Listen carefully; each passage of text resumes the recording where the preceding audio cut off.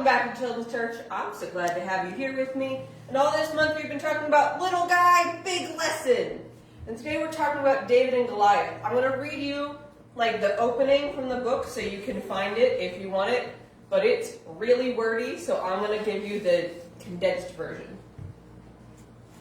But if you would like to read the full story, it's in 1 Samuel chapter 17. The Philistines gathered their forces for war at Soko in Judah, encamped between Soko and Azekah and Ephraim. Saul and the men of Israel gathered in camp in the valley of Elah, and they lined up in battle formation to face the Philistines. Okay, so the Philistines are here for battle. Back then they lined their soldiers up, and then so they're lined up, and every day for 40 days, a big Philistine named Goliath, he's like 7 or 8 feet tall, we guess, would come out and go, "Who will fight me?" And he disrespected God. I'm not going to repeat that part because I don't want those words in my mouth, but that's what he said. He was disrespectful to God, disrespectful to Israel, and everyone was scared of him. So David comes up. David's not part of the army. He's bringing some grain and bread to his brothers, some cheese to their commanders, and he starts talking to people. And his brothers get mad. They're like, "Oh, you're so full of yourself. What, did you just come up to watch the battle?" He's like, "First of all, I did what I was told to do. Secondly, why are you guys letting this guy disrespect God?" And this is such bold talk among the Israelite camp. He gets brought before the king. And the king is like, "Whoa, you're just a kid." And he's like, "Send me. Send me. I fought a lion when it tried to take my sheep. I fought a bear when it tried to take my sheep. God delivered me from them. He'll deliver me from this guy because he disrespected the name of God, and he's nothing more than a bear or a sheep." Saul's like, "Okay," and he puts David in all of his armor, and David can't walk around in it. It's too heavy. He's not used to it. So he takes all of that off, and he goes down to the creek bed, pulls out 5 smooth stones.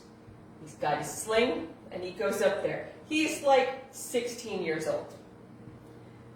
And he goes up, he's got 5 rocks in a sling, and Goliath gets mad. Now, he's been challenging people for 40 days. He's been a trained soldier his whole life. He's got a spear with a 6-pound point on it. He's got armor that weighs 5,000 shekels. I don't know what that is, but it sounds awfully heavy. He's got a big sword. He's got a big bronze helmet. This stuff is expensive. He's decked out in heavy armaments. And David comes at him with some rocks. He's mad about it. You've been asking for a fight for 40 days and you're mad when someone steps up. And he says, "Am I a dog that you come at me with sticks? I'm going to feed you to the birds, little boy." And David says, "You can come at me with anything you want. I come in the name of the Lord." Goliath laughs. Big mistake. David puts 1 stone in his sling. It's a piece of fabric. He swings it around his head. 1, 2, 3, 4. He builds up momentum and lets it fly. Now, when David says he fought a lion and a bear, he did it with this sling. You guys know what a lion and a bear are. You've been to a zoo. You probably couldn't fight them with a rock, but he had skills. And his aim was good. And he hit Goliath in the head. 1 shot. The giant falls.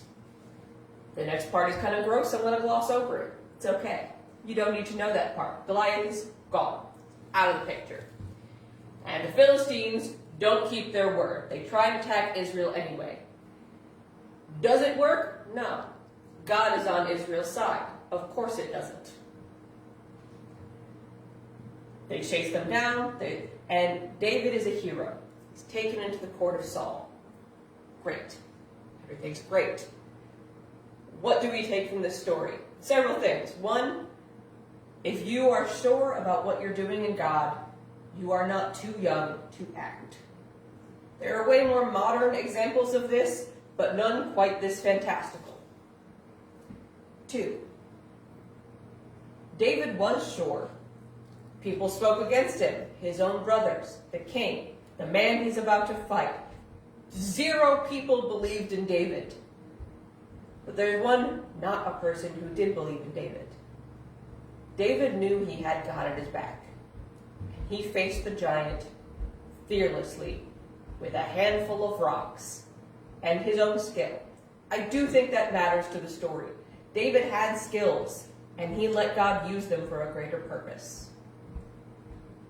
Even though those skills didn't seem great to anyone else, God saw those skills and used them for his purposes, to save his people from the Philistines. David was a teenager, but he knew what he was doing, he knew who was behind him, and God used the skills he practiced to save an entire nation. Whoever we are, and whatever we're doing, and whatever skills we have, can always be used for God's purposes to help other people. We are God's help to people on earth. Like David was, like Jesus was, like the disciples were, like the apostles were.